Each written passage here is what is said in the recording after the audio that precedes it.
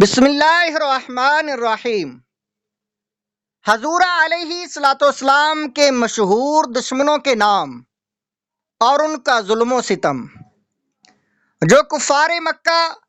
حضور صلی اللہ علیہ وآلہ وسلم کی دشمنی اور ایذا رسانی میں بہت زیادہ سرگرم تھے، ان میں سے چند شریروں کے نام یہ ہیں: ابو لہب، ابو جہل، اسود بن عبد یغوث، حارث بن قیس بن عدی، ولید بن مغیرہ، امیہ بن خلف، ابی بن خلف، ابو قیس بن فاکہہ، عاص بن وائل، نضر بن حارث، منبہ بن الحجاج، زہیر بن ابی امیہ، صائب بن سیفی، عدی بن حمرہ، اسود بن عبد الاسد، عاص بن سعید بن العاص، عاص بن ہاشم، عقبہ بن ابی معیط، حکب بن ابی العاص، یہ سب کے سب حضور رحمت عالم صلی اللہ تعالی علیہ وآلہ وسلم کے پڑوسی تھے، اور ان میں سے اکثر بہت ہی مالدار اور صاحب اقتدار تھے، اور دن رات سرور کائنات صلی اللہ تعالی علیہ وآلہ وسلم کی ایذا رسانی میں مصروف کار رہتے تھے۔ نعوذ باللہ من ذالک۔ مسلمانوں پر مظالم حضور رحمت عالم صلی اللہ تعالی علیہ وآلہ وسلم کے ساتھ ساتھ غریب مسلمانوں پر بھی کفار مکہ نے ایسے ایسے ظلم و ستم کے پہاڑ توڑے کہ مکہ کی زمین بلبلا اٹھی۔ یہ آسان تھا کہ کفار مکہ ان مسلمانوں کو دم زدن میں قتل کر ڈالتے، مگر اس سے ان کافروں کے جوش انتقام کا نشہ نہیں اتر سکتا تھا، کیونکہ کفار اس بات میں اپنی شان سمجھتے تھے کہ ان مسلمانوں کو اتنا ستاؤ کہ وہ اسلام کو چھوڑ کر پھر شرک و بت پرستی کرنے لگے۔ اس لیے قتل کر دینے کی بجائے کفار مکہ مسلمانوں کو طرح طرح کی سزاؤں اور ایذا رسانیوں کے ساتھ ستاتے تھے، مگر خدا کی قسم شراب توحید کے ان مستوں نے اپنی استقلال و استقامت کا وہ منظر پیش کر دیا کہ پہاڑوں کی چوٹیاں سر اٹھا اٹھا کر حیرت کے ساتھ ان بلا کشان اسلام کے جذبہ استقامت کا نظارہ کرتی رہیں۔ سنگ دل، بے رحم اور درندہ صفت کافروں نے ان غریب و بے کس مسلمانوں پر جبر و اکراہ اور ظلم و ستم کا کوئی دقیقہ باقی نہیں چھوڑا، مگر ایک مسلمان کے پائے استقامت میں بھی ذرا برابر تزلزل نہیں پیدا ہوا، اور ایک مسلمان کا بچہ بھی اسلام سے منہ پھیر کر کافر و مرتد نہیں ہوا۔ کفار مکہ نے ان غربا مسلمین پر جو جور و جفا کاری کے بے پناہ اندوہناک مظالم ڈھائے، اور ایسے ایسے روح فرسا اور جان سوز عذابوں میں مبتلا کیا کہ اگر ان مسلمانوں کی جگہ پہاڑ بھی ہوتا تو شاید ڈگمگانے لگتا۔ صحرائے عرب کی تیز دھوپ میں جب کہ وہاں کی ریت کے ذرات تنور کی طرح گرم ہو جاتے، ان مسلمانوں کی پشت کو کوڑوں کی مار سے زخمی کر کے اس جلتی ہوئی ریت پر پیٹھ کے بل لٹاتے اور سینوں پر اتنا بھاری پتھر رکھ دیتے کہ وہ کروٹ نہ بدلنے پائے۔ لوہے کو آگ میں گرم کر کے ان سے ان مسلمانوں کے جسموں کو داغتے، پانی میں اس قدر ڈبکیاں دیتے کہ ان کا دم گھٹنے لگتا، چٹائیوں میں ان مسلمانوں کو لپیٹ کر ان کے ناکوں میں دھواں دیتے جس سے سانس لینا مشکل ہو جاتا،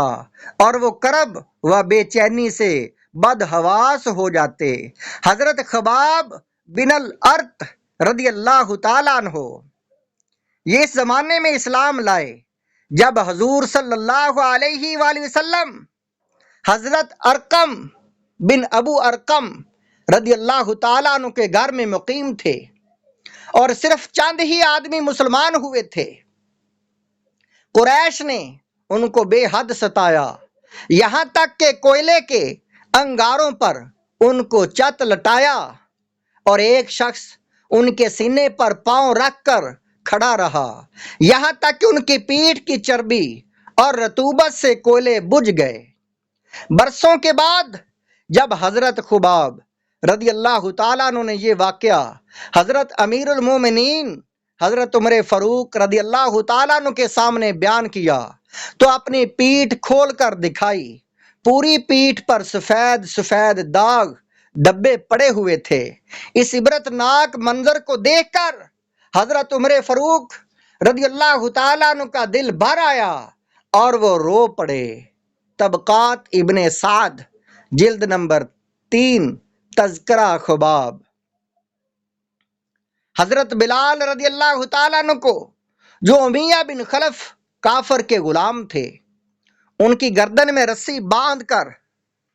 کوچہ و بازار میں ان کو گھسیٹا جاتا تھا، ان کی پیٹھ پر لاٹھیاں برسائی جاتی تھیں، اور ٹھیک دوپہر کے وقت تیز دھوپ میں گرم گرم ریت پر ان کو لٹا کر اتنا بھاری پتھر ان کی چھاتی پر رکھ دیا جاتا تھا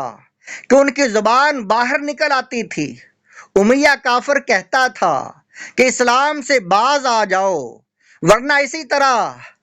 گٹ گٹ کر مر جاؤ گے، مگر اس حال میں بھی حضرت بلال رضی اللہ تعالی عنہ کی پیشانی پر بل نہیں آتا تھا، بلکہ زور زور سے احد احد کا نعرہ لگاتے تھے اور بلند آواز سے کہتے تھے کہ خدا ایک ہے، خدا ایک ہے۔ سیرت ابن ہشام جلد نمبر 1 صفحہ نمبر 317 تا 318۔ حضرت عمار بن یاسر رضی اللہ تعالیٰ عنہ کو گرم گرم بالوں پر چت لٹا کر کفار مشرکین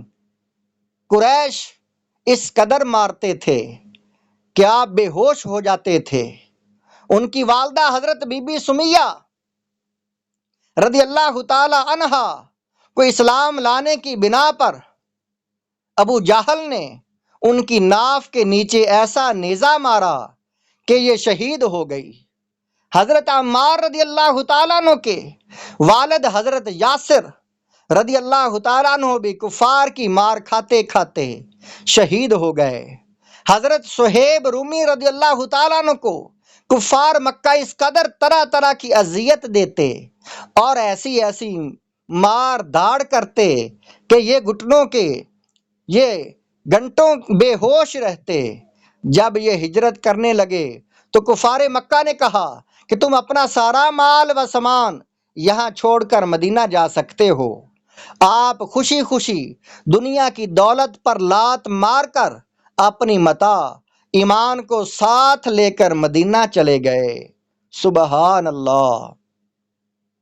حضرت ابو فقیہ رضی اللہ تعالیٰ عنہ صفوان بن امیہ کافر کے غلام تھے، اور حضرت بلال رضی اللہ تعالیٰ عنہ کے ساتھ ہی مسلمان ہوئے تھے۔ جب صفوان کو ان کے اسلام لانے کا پتہ چلا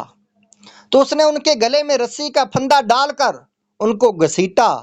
اور گرم جلتی ہوئی زمین پر ان کو چت لٹا کر سینے پر وزنی پتھر رکھ دیا۔ جب ان کو کفار گھسیٹ کر لے جا رہے تھے، راستہ میں اتفاق سے ایک گبریلا نظر پڑا۔ امیہ کافر نے تانا مارتے ہوئے کہا کہ دیکھ تیرا خدا یہی تو نہیں ہے۔ حضرت ابو فقیہ آپ نے فرمایا ہے کافر کے بچے خاموش، میرا اور تیرا خدا اللہ ہے۔ یہ سن کر کرامیہ کافر غضبناک ہو گیا اور اس زور سے ان کا گلا گھونٹا کہ وہ بے ہوش ہو گئے اور لوگوں نے سمجھا کہ ان کا دم نکل گیا۔ اسی طرح حضرت عامر بن فہیرہ رضی اللہ تعالی عنہ کو بھی اس قدر مارا جاتا تھا کہ ان کے جسم کی بوٹی بوٹی درد مند ہو جاتی تھی۔ حضرت بی بی لبینہ رضی اللہ تعالی عنہا جو لونڈی تھی، حضرت عمر فاروق رضی اللہ تعالیٰ عنہ جب کفر کی حالت میں تھے، اس غریب لونڈی کو اس قدر مارتے تھے کہ مارتے مارتے تھک جاتے تھے، مگر حضرت لبینہ رضی اللہ تعالی عنہا اف نہیں کرتی تھی، بلکہ نہایت جرأت و استقلال کے ساتھ کہتی تھی کہ اے عمر، اگر تم خدا کے سچے رسول پر ایمان نہیں لاؤ گے تو خدا تم سے ضرور انتقام لے گا۔ حضرت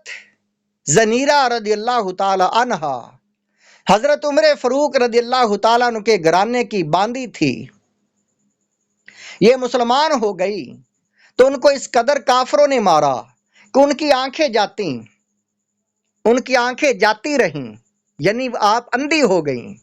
نبینی ہو گئیں، مگر خداوند تعالیٰ نے